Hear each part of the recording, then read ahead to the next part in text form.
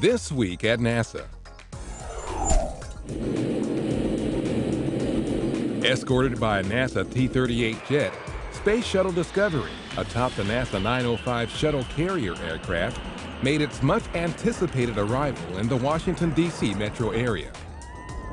It was the 38th and final time Discovery has traveled piggyback on the modified Boeing 747, and undoubtedly the most anticipated. Onlookers gathered on rooftops, along the National Mall, wherever they could, to catch a glimpse of the iconic shuttle as it was flown overhead. I got goosebumps. I was watching it through my my telephoto lens as it went over the Lincoln Monument down here, and really impressed me emotionally.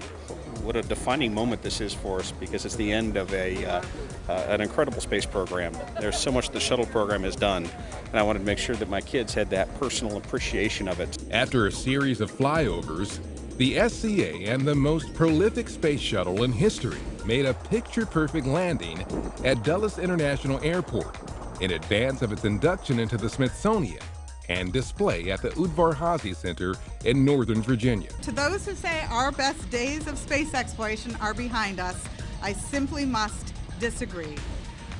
While it is absolutely wonderful to reminisce about the past, and that is of course what we come to the Smithsonian museums to do, NASA must continue and does focus on the future. You need only admire this unbelievable space shuttle and their accomplishments to realize that the people, the organizations, and the nation that created them have only just begun. We'll have more coverage of Discovery's trip to the Smithsonian on the next episode of This Week at NASA. Thank you. Good morning. This is Mark Carreau for Aviation Week and Space. 3 of the 6 crew members living aboard the International Space Station fielded questions from reporters during a news conference shown live on NASA television and streamed on the agency's website. Expedition 30 Commander Dan Burbank and flight engineers Don Pettit and European Space Agency astronaut Andrei Kuipers discussed the multitude of activity taking place on board the orbiting laboratory. Dr. Pettit, you'll be the one reeling in the Dragon capsule. Talk about the importance of this inaugural commercial cargo run. Andre and I will be doing this task, and we'll be sharing the robotics duties for flying the arm from capture to ultimately berthing it onto the Node Nadir port. Burbank, along with cosmonauts Anton Shkaplerov and Anatoly Ivanishin, wrap up their mission later this month, when the Soyuz spacecraft they're scheduled to return to Earth and lands in Kazakhstan. In Houston, the National Space Biomedical Research Institute and Baylor College of Medicine's Center for Space Medicine held the official opening of a new laboratory that examines the health risks associated with spaceflight. The new facility, open with support from NASA, brings together scientists from the government, private companies, and universities, and it allows them to work together to solve the mysteries of the human body and how it reacts to space. This partnership is a shining example of the possibilities of dedicated researchers and scientists working with industry, government, and academia to achieve significantly more than the sum of their parts. These scientists are not only creating experiments that will fly to the International Space Station, but they are also figuring out ways to bring their findings down to Earth and into hospitals and homes. Some of the research that was on display included experiments that look at how the bones in the human body can be strengthened through exercise, diet, and medication, how kidney stones can be detected and moved using an ultrasound rather than surgery, and how an MRI machine, which normally takes up an entire hospital room, can be put in the palm of your hand. It's very exciting to work on it, to be honest. You know, a lot of groups that I've worked with in the past, and it's most fun working with NASA, just thinking about this, contributing to the space program in any sort of way. The goal is to develop it for NASA, but we see, you know, a number of clear spin-offs on Earth here that we're eager to pursue as well. We choose to go to the moon in this decade and do the other thing. The new research center is located directly across the street from Rice Stadium, where President Kennedy delivered his famous moon speech in 1962. On hand for the opening were leadership from Rice University, Baylor College of Medicine, the City of Houston, and U.S. Senator Kay Bailey Hutchinson. Representatives from the Ames Research Center and the National Park Service gave the public an up-close look at how the extreme conditions of California's Death Valley are helping NASA prepare for surface exploration of Mars. The first ever Mars and the Mojave Festival featured geology and mini rover demonstrations, a scale model of the Mars Science Laboratory's Curiosity rover, and guided tours of areas whose topography and characteristics make them ideal research sites for equipment testing and evaluation in a Mars-like environment. Among these sites is Badwater Basin, the lowest point in the continental United States, where specially adapted microbial life can be found under salt and mineral deposits. Mars Hill, which mimics the boulder-strewn Martian surface first seen up close by NASA's Viking landers, and Ubehebe Crater, where scientists can plan crater exploration for missions like MSL. He traveled more than 65 million miles around the planet while living aboard the International Space Station for 161 days, but a new journey has led astronaut T.J. Creamer to the Marshall Space Flight Center. The former Expedition 22-23 flight engineer and NASA science officer is now learning what things are like from the ground up, literally. Creamer has been training since last September to become a payload operations director in NASA's Payload Operations Center at Marshall.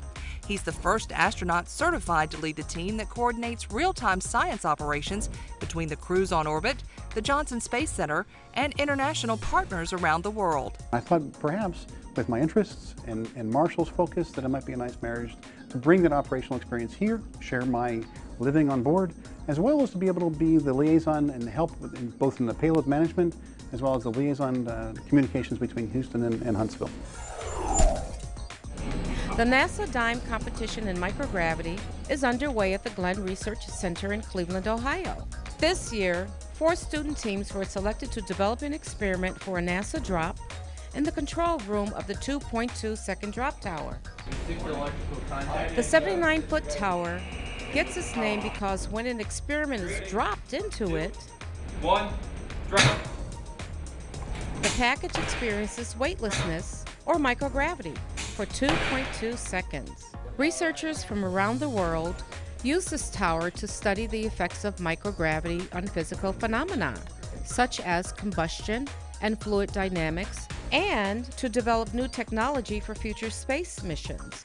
Dropping in a microgravity environment, or DIME, is a national competition for high school students in the 9th through 12th grades and open to student teams from all 50 states. Working with NASA's engineers and scientists is amazing. I mean, it is a bit intimidating because these are our heroes. Like, this is what we want to do. These are who we want to be when we're older. DIME is part of NASA's education program. The program allows the agency to continue its work around the country to inspire, engage, and educate the next generation of engineers and scientists.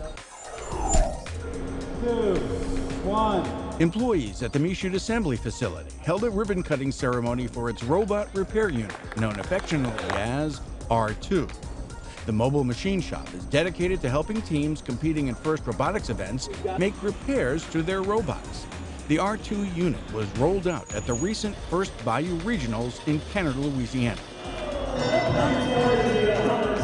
Assisted by adult mentors, FIRST robotics teams of high school students design and build a robot to compete in a specific challenge.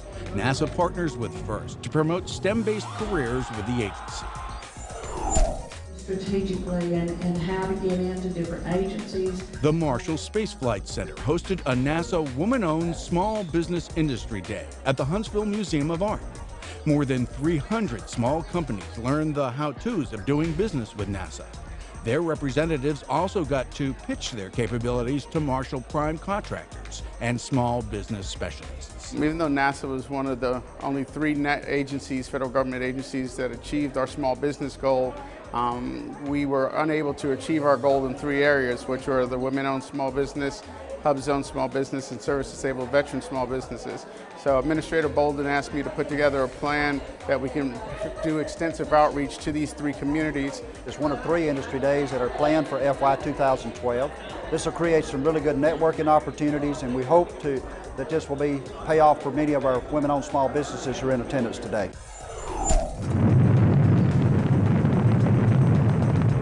40 years ago, on April 16, 1972, Apollo 16 launched from the Kennedy Space Center. Crewed by Commander John Young, Lunar Module Pilot Charlie Duke, and Command Module Pilot Ken Mattingly. It was the 10th manned mission in the Apollo space program, the next to last to land on the moon, and the first to land in the lunar highlands. With Mattingly making observations from orbit, Young and Duke spent about 71 hours on the lunar surface. Wow, what a place. What a view, isn't it, John? It's absolutely unreal. The pair conducted 3 moonwalks and, most notably, drove the Lunar Roving Vehicle, the LRV, a total of about 16 miles. The pair collected about 211 pounds of lunar samples that returned with them 11 days later, when the Apollo 16 capsule splashed down safely in the South Pacific. And that's This Week at NASA. For more on these and other stories, or to follow us on Facebook, Twitter, and other social media, log on to www.nasa.gov.